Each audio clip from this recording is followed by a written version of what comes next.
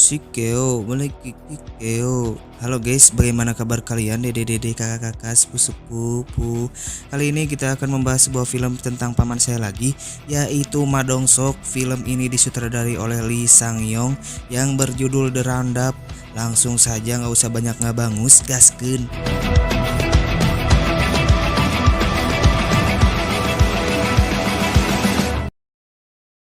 Di awal scene kita diperlihatkan dengan situasi bahaya di mana banyak kriminal asal Korea Selatan yang mulai kabur ke wilayah Asia Tenggara. Di sana para kriminal tidak ada ampun melakukan aksi kejahatannya dengan cara menargetkan para wisatawan. Salah satu kasusnya terjadi pada pria kaya banget bernama Choi Yong-ki yang sedang melakukan perjalanan bisnis ke Vietnam. Terlihat sedang mensurvei sebuah lokasi yang ingin ia beli. Namun tak diduga oknum yang dia percaya sebagai maklar ternyata adalah sekelompok penjahat yang hanya ingin menguras hartanya. Scene berpindah kepada uas saya yang menjadi detektif bernama Ma Sok-do yang diminta datang untuk menangkap seorang ODGJ. Orang itu tampak amuk-amukan di sebuah toko grosir sambil mengancam akan membunuh siapapun yang mencoba menangkapnya. Para polisi menjaga terlihat was-was untuk menangkap si GJ karena takut akan membahayakan nyawa orang lain. Namun tidak dong dengan si detektif Ma Dong-seok.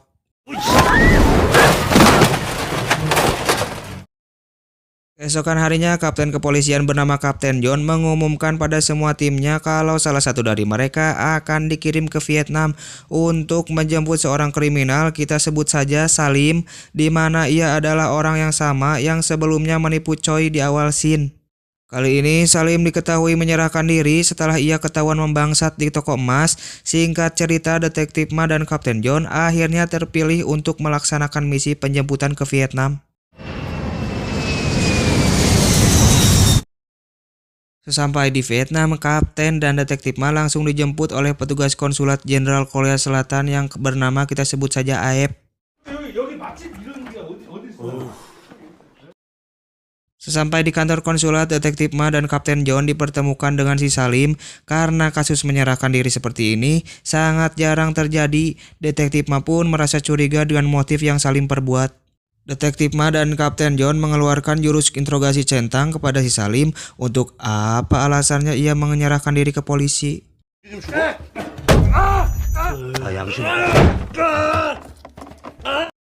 Dengan menggunakan jurus centang, si Salim akhirnya mengaku kalau keputusan itu dia ambil karena temannya yang bernama Si Jang. Setelah mendapatkan informasi itu, Detektif Ma dan Kapten John akhirnya langsung bergegas menemui Jang. Setelah menemukan lokasi Jang, detektif pun terkejut setelah melihat Jang yang sudah mokat dengan keadaan sudi. Jasad Jang lalu dibawa ke kantor konsulat untuk diperiksa lebih lanjut. Kemudian Detektif Ma memberitahukan kabar kemokatan Jang kepada si Salim. Karena hal itu si Detektif Ma emosi akan mencentang si Salim untuk memberitahukan semuanya. Siapa yang sebenarnya asu ini, siapa yang membunuh Jang, dan mengapa si Salim koplok ini sangat ingin dibawa ke Korea. Jadi beberapa hari yang lalu setelah para bangsat mencentang si Choi, si pemimpin yang bernama Kang Haesang disingkat Kaesang ternyata berselisih dengan kelompok Jang dan juga Salim. Mereka pun adu ngabangus sampai membuat Choi sempat berhasil melakukan melarikan diri. Salim dan yang lainnya pun langsung mengejar Choi dan berhasil menangkapnya.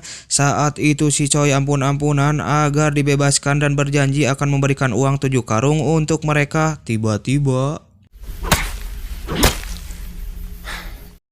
ya, si Kang ujug-ujug datang dan mencacak si Choi edan-edanan dengan sebuah pisau. Melihat hal itu, salah satu kelompok si Salim protes Kang karena sudah membunuh Choi tanpa persetujuan mereka. Naas bacotannya malah membuat semakin anjing. Mayat Choi dan rekan si Salim kemudian dibungkus dan dikubur di halaman markas kelompok Kang. Untuk mendapatkan uang tambahan, si Kang menelpon ayahnya Choi dan memintanya untuk memberikan uang tebusan jika ingin anaknya selamat, cenah. Alasan si Salim menyerahkan diri, kini Jang telah mau terbunuh dan targetnya selanjutnya pasti adalah si Salim. Jadi itulah alasan si Salim ingin dideportasi ke Korea Selatan agar Kang tidak bisa membunuhnya. Setelah itu Detektif Ma dan Kapten John yang dijadwalkan untuk kembali ke Korea Selatan akhirnya memutuskan untuk membatalkan kepulangannya mereka demi bisa menyelidiki kasus si koplok Kang lebih dalam. Keesokan harinya, Detektif Ma dan Kapten John pergi ke lokasi markas yang sudah diberitahu si Salim. Setelah menggali di halaman markas, Detektif Ma dan yang lainnya pun berhasil menemukan mayat Choi dan beberapa mayat lainnya. Kesal dengan hal itu, Detektif Ma pun berusaha mencari keberadaan si Koplok Kang. Terlihat Kapten John dan anggota konsulat sebenarnya tidak setuju jika Detektif Ma terus menyelidiki tentang si Kang. Karena melihat sedang di Vietnam, jadi anggota konsulat menyarankan agar menyerahkan kasus itu pada polisi setempat. Namun Detektif Ma tetap kukuh tidak akan kembali ke Korea Selatan sebelum menemukan si Bedagong Kang. 라꾸라고 여기서 자리 잡은 한 Setelah diusir oleh polisi setempat, Detektif Ma dan Kapten John bergegas ke lokasi judi ilegal. Menurut salah satu temannya yang sudah lama di Vietnam, pemilik tempat perjudian itu mengetahui lokasi si Kang saat ini. Sesampai di tempat perjudian disambut banyak preman yang polontong karena di antara mereka menyadari bahwa Detektif Ma dan Kapten adalah seorang polisi dan ya...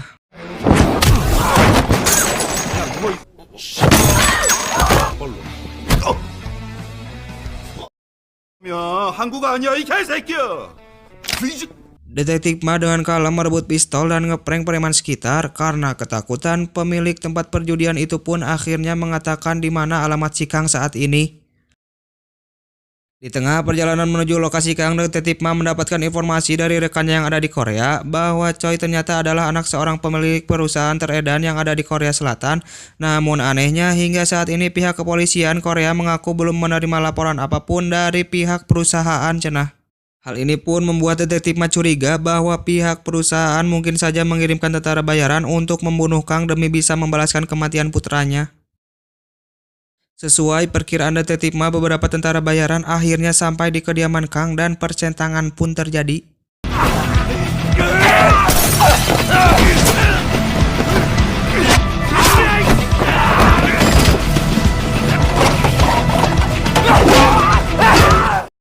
Dengan mudahnya si Koplok Kang dan rekannya meratakan para tentara waduk ini dengan bedog andalannya.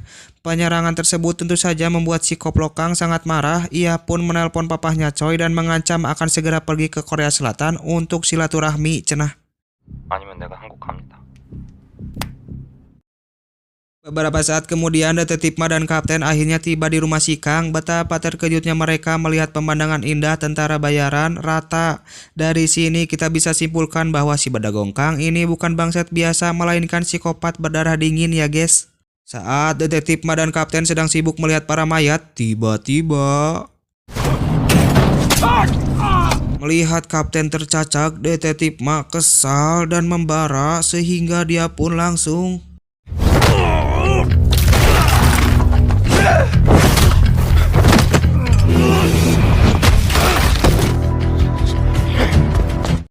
ya, sadar bahwa uas saya ini sangat kuat, si Koplok kabur meninggalkan rekannya. Saking emosinya uas saya ini.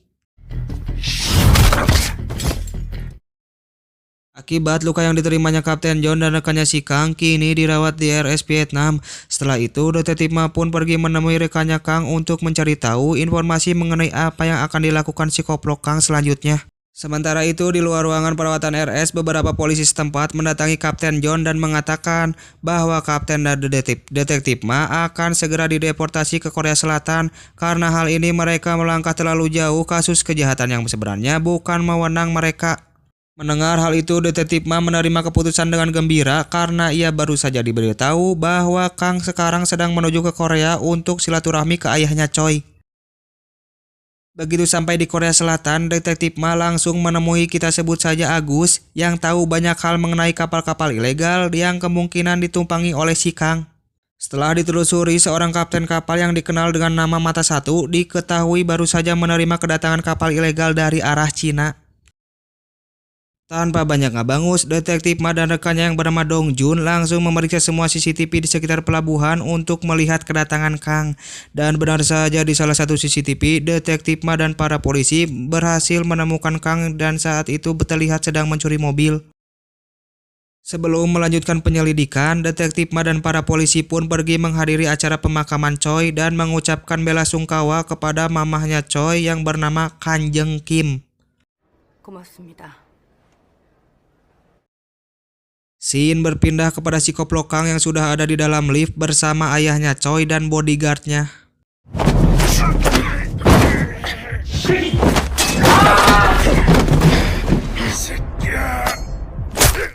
Tak disangka si Kang saat ini tidak sendirian, ia membawa dua rekannya yaitu Gicul dan Sucul yang menunggunya di basement. Seorang polisi yang diperintahkan untuk menguasai CCTV melihat kejadian itu dan langsung rurusuhan melaporkannya kepada detektif Ma. Berhasil menculik ayahnya Choi sama seperti yang dilakukan pada Choi, si Koplokang kali ini menculik ayahnya Choi untuk memeras uangnya Kanjeng Kim. Jika ia ingin melihat suaminya selamat, maka Nyonya Kim harus membawa uang sebesar 2 miliar won. Kanjeng Kim lalu mengajak si Kang untuk bertemu di suatu tempat dan ia berjanji akan memberikan uangnya secara cash setelah dia bisa melihat suaminya masih sehat walafiat. Keesokan harinya operasi penangkapan si Koplokang akhirnya tiba. Detektif Ma dan para polisi akhirnya bekerja sama dengan Kanjeng Kim demi bisa menangkap si Kang. Nah, dikarenakan si Kang sudah mengetahui identitas dan wajah para polisi, jadi detektif Ma pun memerintahkan Agus untuk berpura-pura sebagai sopir Kanjeng Kim.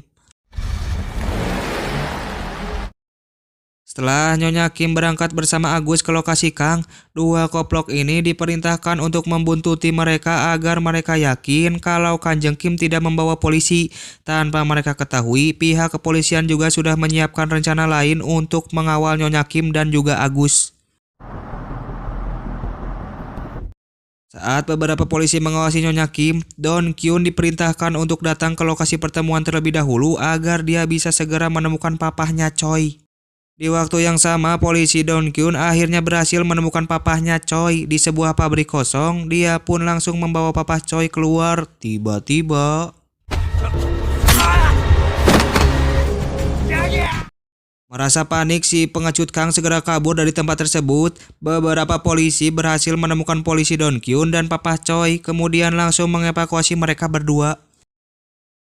Mengetahui mereka dalam bahaya, Kang pun langsung menghubungi si kembar bedegong dan meminta mereka untuk segera kabur.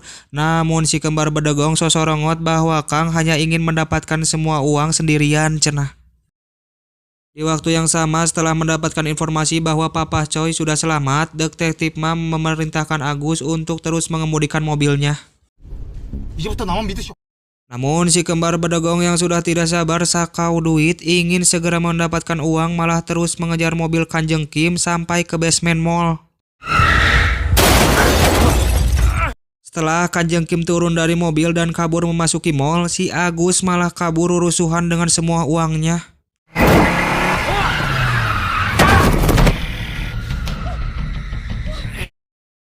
Tak lama kemudian, detektif Ma dan polisi akhirnya sampai di mall itu untuk menyelamatkan Kanjeng Kim. Salah satu kembar bedegong ditangkap di parkiran mall, sementara satunya lagi masih mengejar Kanjeng Kim di dalam mall. Saat Nyonya Kim tertangkap, tiba-tiba 나가자. 나 이거 가져가. di sisi lain, si Agus yang sudah kabur tiba-tiba ia pun ditabrak oleh mobil si Kang dari arah belakang. Tak ingin menyerah begitu saja, Agus pun akhirnya kabur dengan sebuah taksi. Para polisi yang melihat aksi Kang, tiba-tiba si bedegong ujug-ujug menusuk kedua polisi tersebut. Yeay. Di sisi lain, Agus mencoba kabur menelpon si mata satu untuk menyiapkan kursi penumpang kapal ilegal yang akan ia gunakan untuk kabur membawa semua uangnya. Si Kang yang sudah menduga hal itu segera menyusul Agus ke pelabuhan. Tidak perlu adu mekanik, tidak perlu adu retri, Agus yang belegug langsung takut dan kabur begitu melihat kedatangan si bedegong Kang. Dengan sekoper uang, si Kang pun kabur menggunakan bis agar aman dari pemeriksaan, cenah. Namun Agus telah melaporkan itu lebih dulu kepada detektif Ma. Dengan begitu, bis yang ditumpangi oleh si bedegong langsung diberhentikan oleh detektif Ma dan ya kalian juga tahu, musik.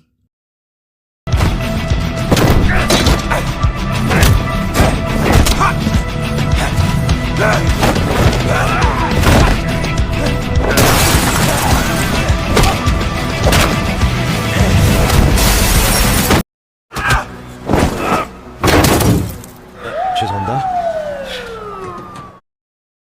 Setelah mencentang si Badagong Kang, Kapten John pun menraktir all you can eat untuk Baraya. Film pun tamat.